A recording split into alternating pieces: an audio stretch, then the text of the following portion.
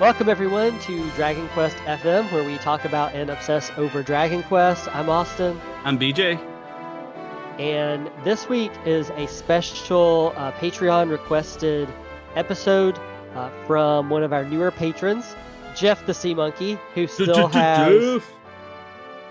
who still has one of the best, I think, usernames that I have seen on the internet. Yeah, it's just great. Like every time I see it, I smile.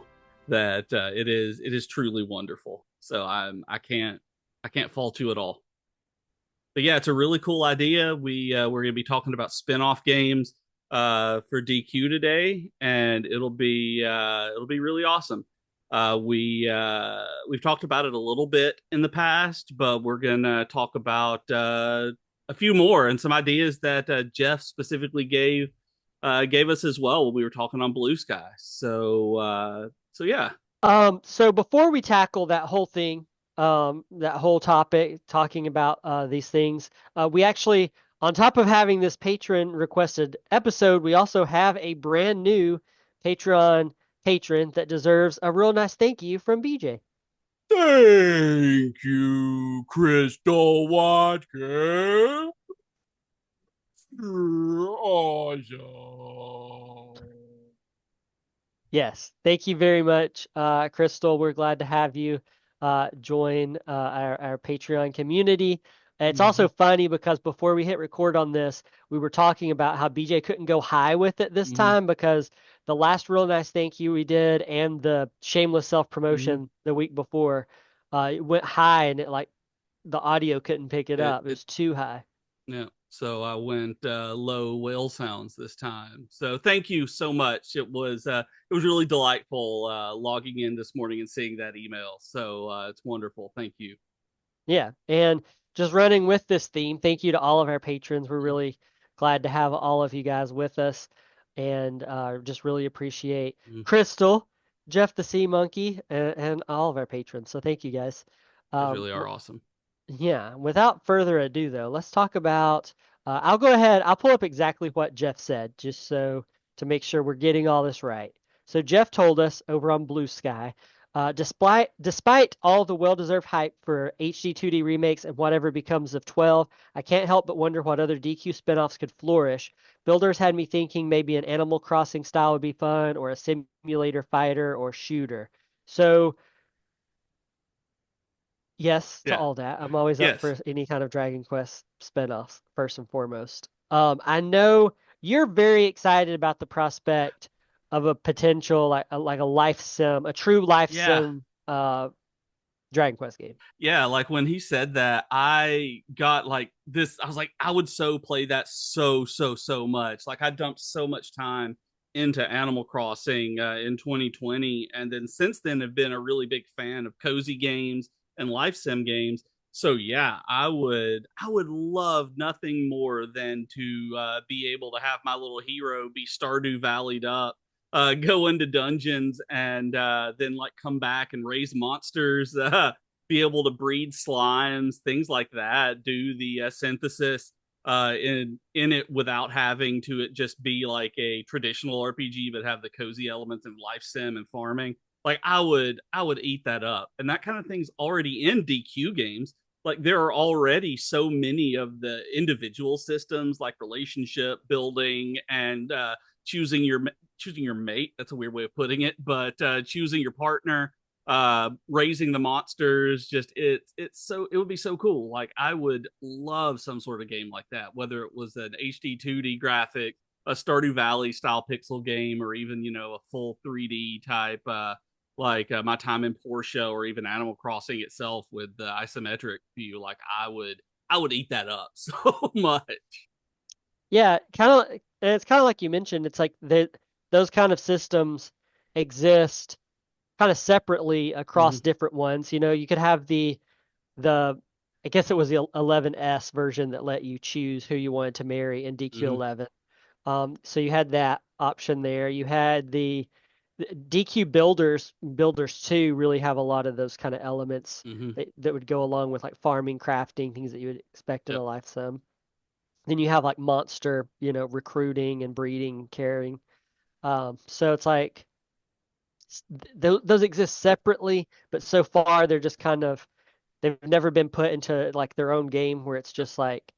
So I guess the question for you though is, would you, and I guess Jeff and anybody listening, is it like it sounds to me like you guys are wanting something more like Stardew or Animal Crossing and Mhm. not something like, let's say, Rune Factory, where it's like a life sim but Mm. has like combat and like RPG mechanics. You guys just want like a straight up cozy Yeah, life I want sim. cozy. Like I'm not Okay. sure about Jeff because he was, and he did mention Animal Crossing in the tweet, but or in the skeet, I guess it was on Blue Sky. I hate that term. That's not what Like we're that gonna is call it. that's what they call it. They call it. I It's know, awful. but But in we the are in the not. in Jeff's message, he mentioned he mentioned the he mentioned it being Animal Crossing, but it is something that like I would like a Rune Factory game, but and I like the Rune Factory games. Like I have a really good time with those, but I would much prefer it to be cozier. That's actually one of the things that I don't like about the Rune Factory series is it's more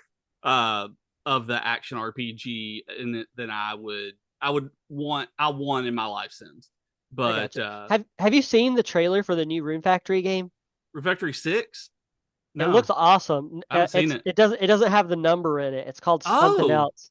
It's like Ruins of Azima or something like no, that. I'll look that I can't up. remember. I didn't know. No. Those words are wrong, but the letters are correct. It's R of A, you know. Okay. But anyway, it looks like Genshin Impact, Oh, cool. which I think Genshin Impact looks nice, and I've seen complaints about it, and I think it looks nice, but it's a really nice jump up in terms of like Hmm. graphics and everything, and so like I think it looks really pretty. I'm really excited for it. Yeah, that'll be Um, really cool. I gotta check that out because I still haven't played Rune Factory 5. Like the last one I played was 4 on 3DS. And loved it, but it was something that I tend to prefer the cozy elements to it than having to go back into the dungeons.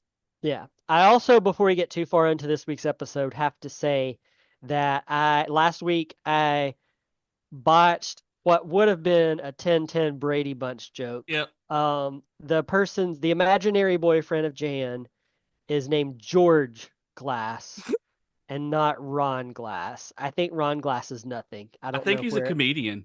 I think Ron Glass is is it. a comedian, if I'm remembering right. Oh, I don't know. I don't know if it was just like something in the back of my mind knew that was a person No, or he's an not. actor. He plays a Book on Firefly. He was a very famous American actor. Okay, Uh, well, I guess that's where I came. yeah. So apologies to Ron Glass. It's George Glass is the fake boyfriend.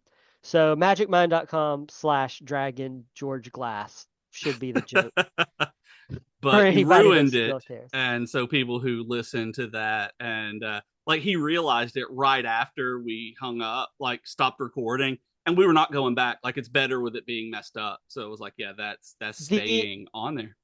Yeah, I feel like that one has to go. I have people may not know this about me, but I have some really good jokes that no one ever appreciates, and that's going in the book. Um, Off the top of my head specifically, this is just going to be an airing of grievances. There's that one that was underappreciated. There was the time that I accidentally made the typo Pop Taft instead of Pop Tart on Twitter, and I followed it up with a drawing of President Taft as pop art, as Uh-huh. Pop Taft. Nobody appreciated that one. Nobody. There was the when the Avengers Endgame came out, and everybody was talking about Endgame, and Mhm. it was trending and stuff. I made a joke about how I was so happy that there were so many Samuel Beckett fans out there. No one Nothing. appreciated that joke either. Um, anyway, so I have some like really niche, like Yeah. That's unappreciated jokes, that's some gentle but comedy, man. but you appreciate me at I least. There's at do. I least appreciate it.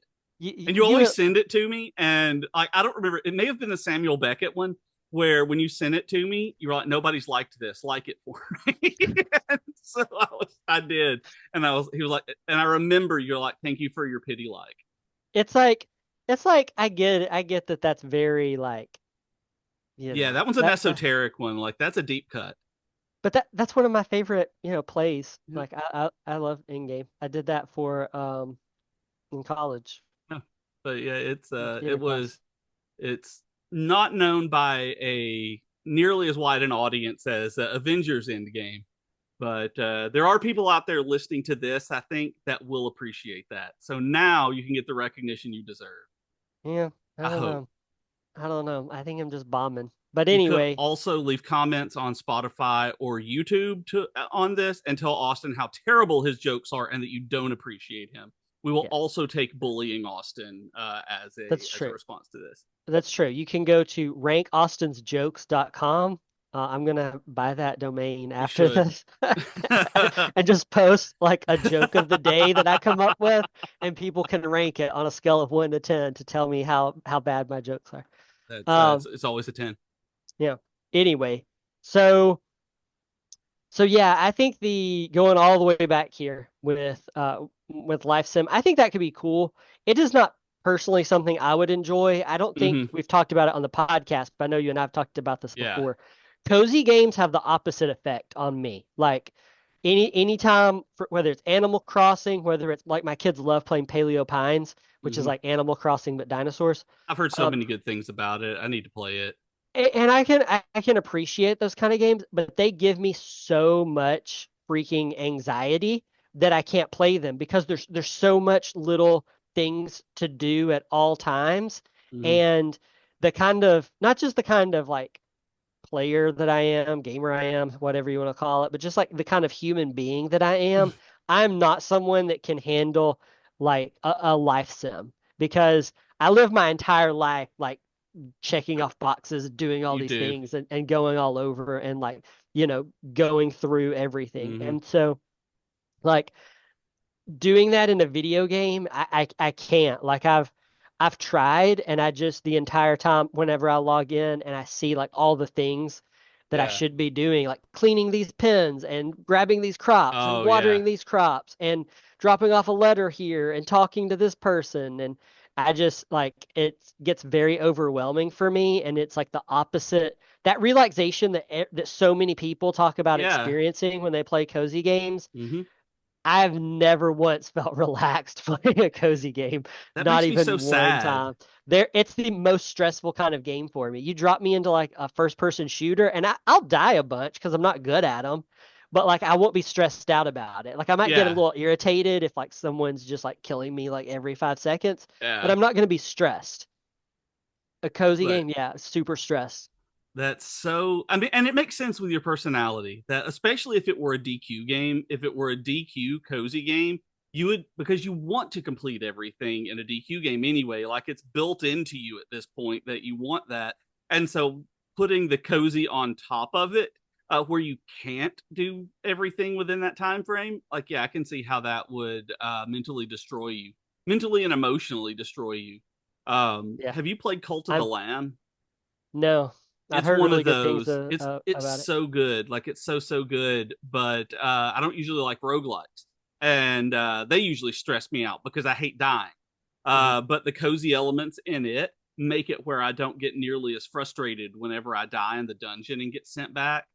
Because I can do the cozy stuff between. But if it's just something like I don't know, Vampire Survivors or Pathfinder Gallows Spire or whatever it's called, like I get really stressed out when I die. Like I hate having that constant reset of progression, but the cozy element helps a lot for me. Hmm. So I think that being able to go back and then sacrifice a follower and build back up whatever is part of it. So I think it might be the same for you, where when you get really stressed out by the cozy elements, you can run into the dungeon and smash things and be like, yeah, I did.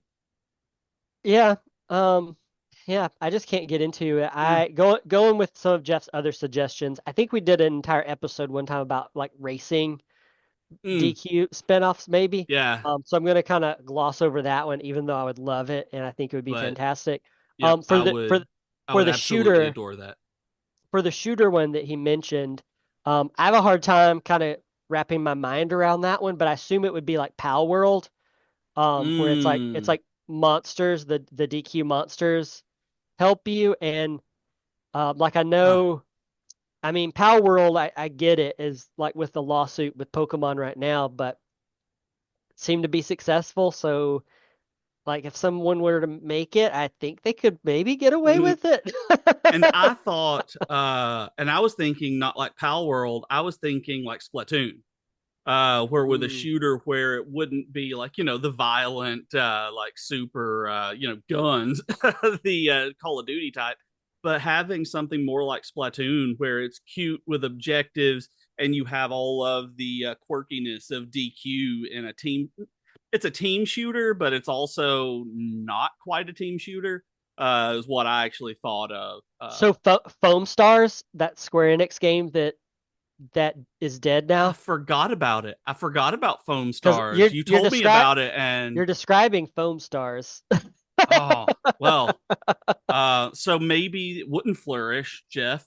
Maybe we should go with Austin's Pal World and have I Slime think World. I mean to be fair, Foam Stars doesn't have like a recognizable. It was a completely original Oh, it was completely IP. original. It wasn't Yeah, like I don't remember what but the it was PlayStation one is. it was a Square Enix game though, Mm-hmm. and it kind of had like a more like anime looking Mm, look to it, but it was Splatoon basically. And so like I don't know. I think the problem with anything like this though is that live service is really dying at this point. mm-hmm. Like it's something that that was really big about 10 years ago, and studios really made a big push for all of a sudden, and then we're just now seeing a lot of those games come out, but Mm-hmm. they're getting rejected like Concord, or they're dying like 2 months in, like Foam Stars or like Suicide Squad, where it's like Yep. there's a big push for that,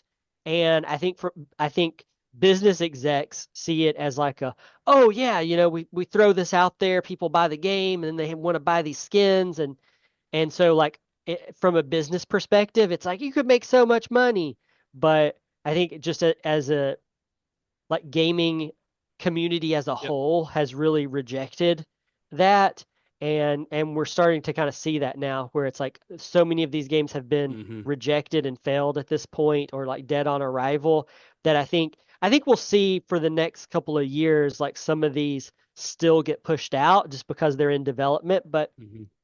I think also probably behind the scenes that a lot of companies and studios have to at this point be thinking, oh, we need to pivot elsewhere. And I don't think we're going to see the results of that for years, Yeah. but I think we're getting to that point. I'm sure you've seen this. I saw it today. I'm sure, because it's your job, you've seen things like this. But I think today I saw a headline that EA said that about BioWare, about Dragon Age Veilguard, that it would have been much more successful if it had been a live play game. That if it had been a live play service, that they said it would be more successful. And which is ridiculous because It like you said, people are rejecting the live play model, and it's like, but there's still, even right now where you're talking about that, it's like these execs don't realize that no, it's not the cash cow, that the players don't want that. I just yeah, I and I don't I think don't get it. I think that was the big reason with BioWare moving away from that, like with their for Mass Effect, their next Yeah. Mass Effect game, like they made a statement, and I have to kind of read between the lines and assume that's what it was, because Dragon Age, like this kind of started with the idea of a Dragon Age like live service game, and Mm-hmm. that's why it took so long to come Right. out. And it's like I don't think it would have done better as a live service game on any timeline. No. No. um like any alternate timeline, I don't see it doing well. I think part of it was um I think part of it was the art style was so different, and I know that Mm-hmm. initially that turned people away, but I think more than anything it's that it came out at a rough time. It came out when Baldur's Gate 3 is still really Is. dominating the fantasy space for that kind of Western RPG. And it came out around the time of like Dragon's Dogma 2 and other Western RPGs Mm. that all kind of look, feel, play the same depending on, what you're Mm-hmm. into. They're at least adjacent to one another. Yeah. Yeah. And like I think it just came out at a rough time, and I think also that like when you have a game that's in development that long and has gone through so many changes, it's gonna be hard to make back your money Yep. at that point. And so I think it was like, unless Dragon Age: The Veilguard was gonna be a Baldur's Gate 3 level game, they were Yeah. never gonna make back all their money because of how long it had been in development. And so again, that has nothing to do with Dragon Quest, but it is at But least loosely related to why I don't think if we're going purely off of Dragon Quest spinoffs that could like flourish, that could be profitable, I don't see anything being live service, like a shooter game or anything like that really doing well, even with the Dragon Quest name attached to it. I just don't see that happening. Um, some that two that actually thought of that are not on here that I would personally like to see. Number one is like a card, like a digital card game for Dragon Quest. Dragon Quest has several different card games already, like physical card games and stuff. and there's was it And Rivals on the Japanese Switch and mobile? Rivals, I Yeah. think that got shut down Did it actually, get shut but down? I'm pretty sure, yeah. But like I'm not talking necessarily even like a TCG Pocket or Hmm. anything kind of thing, but I'm thinking more of like you remember when way back when Pokemon had like a TCG game that was on, I think it was Game Boy Color, Game Boy. Yep. Game Boy and Color. you could also play it on PC. I had it for PC. Yep. I played it on like I guess it was Windows XP, Yeah. was what we had by that point that it was for, and I would play it on that a lot. Hmm. And I could have fun. I really like card games, and so I would have Right. fun. I think I would have a lot of fun playing a kind of like card battler collectible card game. Kind of almost like it could even be like, like Magic the Gathering Arena, but Hmm. with like Dragon Quest cards, Like like that would. that kind of thing is what I would really like to see. And I know that the Pokemon TCG game, the Game Boy one, I think it was Troidal Power who was telling me. Troy was talking about just how much time he dumped into it, like how it was so good. And I'd never heard of it until just a few years ago. Like that one stayed completely off my radar. And so, but I've heard pretty much nothing but good things about it. So it's funny for you to say the same thing, that it was, you spent so much time playing it, because I didn't know that that even existed until relatively It recently, within the last few years. I think it's on Nintendo Switch Online, the Game Boy Oh, Color one. is it? Now, yeah. Okay, I'll have to give that a shot, because I had no, like I said, I have no experience with it. Uh, Maybe Maybe it was GBA. I can't remember, but I'm 99.9% sure that it's on NSO yeah, though. So and thinking about the card games like that. Did you ever play Steam World Quest on the Switch? no, people recommend the Steam World games to me like all the time. Excellent. They're And excellent. Uh, well, SteamWorld Quest uses all of the combat as card based. It's a card game that you're right. using. You're building a different deck to cast your spells, and you draw, and everything's random like that.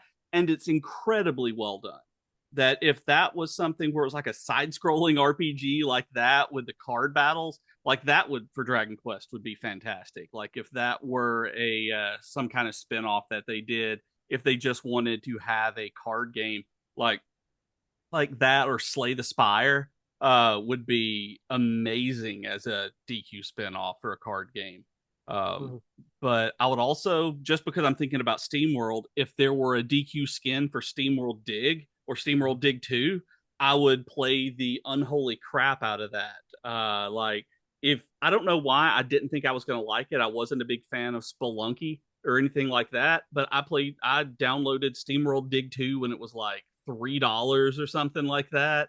And I spent so many hours in it. I went back and played SteamWorld One, Dig One after that. Like they are very, very, very good. Mhm. And I don't even usually like it's the digging type games, but it's a Metroidvania as much as that. So like they're so good. Like I really do. I know you're not going to go do it, but if you ever see them on sale, if you Yeah. do ever see them on sale, and you're like, I'd like to play a platformer game, they are truly spectacular. Like Yeah. I was taken by surprise on how good they were. Yeah. I think the thing with like card games like that is I mean I would like to see it, but also I think DQ could have a chance of at least profiting a little bit from Yeah, that. I mean, I'm not gonna say it's like Baldur's Gate 3 big, but I think that if it's a game that's an actual game, not Right. just something that you're having to like, open packs, with stamina twice a Yep. day, but an Yes. actual real game, like that, like the Pokemon game that, I had to put in my computer and play and Yep. it was all just there already. Like that is what I would like to see. And that's what I think that people could end up responding to. Um, More of an LCG than a CCG or TCG, where it's like the Netrunner Android and games like that, where you buy the set and it's just all the cards. You just build the deck out of the cards that come with it because you don't have to collect them. You don't have to trade them around. You don't have to spend thousands of dollars on the chase cards, but you get the entire set, what you need to build within the box. Like, I love those games. I think you have the Lord of the Rings one. Didn't you and I play it? That's the one that we played, was the LCG version where we got our tails handed to us in the co-op mode. yes, that we have that one. I have that one, and then also have the old TCG stuff that you actually gave me. Yeah, I have yeah, two Lord of the Rings card games, yeah. But yeah, we do have the Fantasy Flight Games one. That one yeah, was fun. yeah. I The played that one. Fantasy Flight LCGs like that. If y'all have never tried any of them, they are really, really good. I've not played a bad one. So that's the kind of thing I would like to see from a DQ. Like, if you're talking about card games, just an Yeah. LCG like that. Like, I guess the Pokemon TCG one is like that for the Game Boy, but it still says TCG even though it's like single player. I guess you can link cable it up or play online now, but yeah, Yeah. so yeah, the FFG games are great. I another one that I would like to see, which might seem weird on paper, but I honestly believe could do well, is a fun little Dragon Quest like baseball game. And hear me out on this. Yuji Horii loves baseball. He does. Japan baseball is big in Japan, Oh yeah, okay? yeah, yeah, yeah, yeah. And whenever they have the Dragon Quest stuff with like they had the Killing Machine, like and Mm-hmm. they were doing the Dragon Quest baseball stuff in Japan. And Yeah. I was like, man, that'd be really cool. Like I really was like, man, I would kill to be there. And like, but picture that in a game, right? Picture Yeah. a Killing Machine like pitching, and you have The hero different things batting with going the up, the sword of light. getting to form, teams with monsters and stuff like that. Like I think that Yeah. could be a fun, I think that could be a fun, different kind of thing that like if we're thinking outside the box for DQ games, Oh yeah, but if that's we're true. also thinking about something that could be popular, combining Dragon Quest and baseball into one game, I think could probably work out well for Japan, but I also think it could, I think it could also potentially do okay over here in the States Right. outside of like, I mean, in Europe, I highly doubt they care about baseball, or Dragon Quest for that matter enough. But Hey, Spain is in Europe. They care a lot about Dragon Quest. so, I mean, I know there's places that care about DQ, but I'm just like, I'm talking about baseball and Dragon Quest though. Yeah, There's a that's Venn true. diagram here, and Yeah. there's a limited number of countries that care Yeah. enough about both of them for it to work. But if the bulk of DQ's success is still found in Japan, then I think combining it with a popular sport could potentially do well. And more than anything, like I just think that could be something like fun, Yeah. um, that I would And like. I mean, like I think I it would be don't cool. I would play it. I would play this, but in my mind, I don't want it to be like one of the super high end AAA baseball games. I don't want it to be like MLB 25. I It want it to be like Tecmo Baseball on the NES. I want it to be those fun, I shouldn't say little games, those fun retro games that, because I used to play the crap out of some baseball games on the NES, like all kinds of them, bases loaded, things like that. Like, I would eat though up a DQ skin on that. those are cool, but I was thinking more of something kind of a little bit goofier, like the Wii Sports baseball, Oh. or like they've attempted to make some cutesier baseball games with like the Uh-huh. little league games like backyard baseball and stuff Yeah. throughout the years that aren't quite as realistic and simulated as like Mm-hmm. MLB The Show is. Um, but by the way, another tangent. today I requested to review MLB The Show 25 from work, and the response was, "You really?" And That's I was like, I've played like most of them, yeah, like and you, I was waiting. I haven't reviewed them in the past because other writers have, right? but this year, it's like $70 now. Um, but this year too, the other thing is I was holding out because I was hoping that they were going to do like an Ichiro edition because Oh yeah. every year they do like a special premium edition. And I was like, dude, if they do what like Ichiro is my favorite baseball player of all time. So I was like, and he made it into the Hall of Fame this year. And I was like, it'd be the perfect time to do it. In my head, I already had that they were doing it, and I was like, I'm totally buying this thing. It didn't happen. They don't even Oh, have that like premium edition this year. They just completely don't oh have it. man, sorry. And I was like, this isn't the kind of game I care about enough to own because, it changes every year.